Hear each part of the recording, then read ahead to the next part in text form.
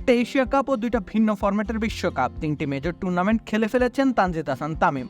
তবুও তার ক্যারিয়ারের লাইফলাইন ছিল টপ এন্ড টি20 সিরিজ। বাংলাদেশ হাই পারফরম্যান্স ইউনিটের হয়ে তিনি খেলতে গিয়েছিলেন অস্ট্রেলিয়াতে। 9 দলের এই টুর্নামেন্টে যার পর নাই ব্যর্থ তানজিদ।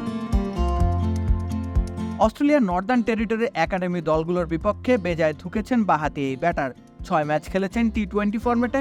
অপেক্ষাকৃত কম অভিজ্ঞ বোলারদের সামলাতে হয়েছে তাকে, তবুও বেজায় ছন্ন ছাড়া ছিলেন এই ব্যাটার। রাউন্ড রবিন লিগে বাংলাদেশ এইচপির শেষ ম্যাচে 5 বলে 1 রান করে আউট হয়েছেন তানজিদ তামিম।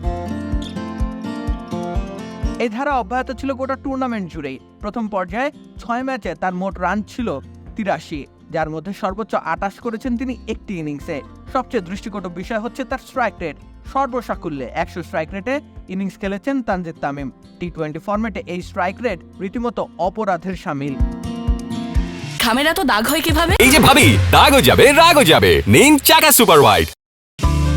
বরাবরই বাউন্ডারি নির্ভর ব্যাটিং করেন তামিম। রানিং বিটুইন দ্য উইকেটে বেজায় দুর্বল তিনি, যার কারণে ডট বল খেলে নিজের ওপর চাপ বাড়ান ক্রমশ। সেই চাপ প্রশমিত করতে তেড়ে ফুরে ব্যাট চালান, তবে তাতে কাজের থেকে অকাজ হয় বেশি। আউট হয়ে ফিরেছেন অধিকাংশ সময়ে। 6 ইনিংসে ব্যাট করে মাত্র 11টি 4 হাঁকিয়েছেন। একটিও ছক্কা মারতে পারেননি তরুণ এই ব্যাটার। বিষয়টি বেজায় দুশ্চিন্তার জন্ম দিয়েছে। বাংলাদেশ এইচপিতে থাকা দ্বিতীয় সর্বোচ্চ অভিজ্ঞ খেলোয়াড় হিসেবে বিবেচনা করা যেতে পারে তাকে, তবুও তার পারফরমেন্সে সেই অভিজ্ঞতার কোনো ছিটে ফোটা নেই।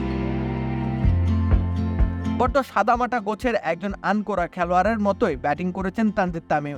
তাতে করে বাংলাদেশ দলের টিম ম্যানেজমেন্টের উপর চাপ বাড়ছে, কেননা তানজিদ তামিমকে ঘিরে আগামী দিনের পরিকল্পনা ছক আঁকতে শুরু করেছিল, কিন্তু এবার যেন নতুন করে ভাবতে হবে।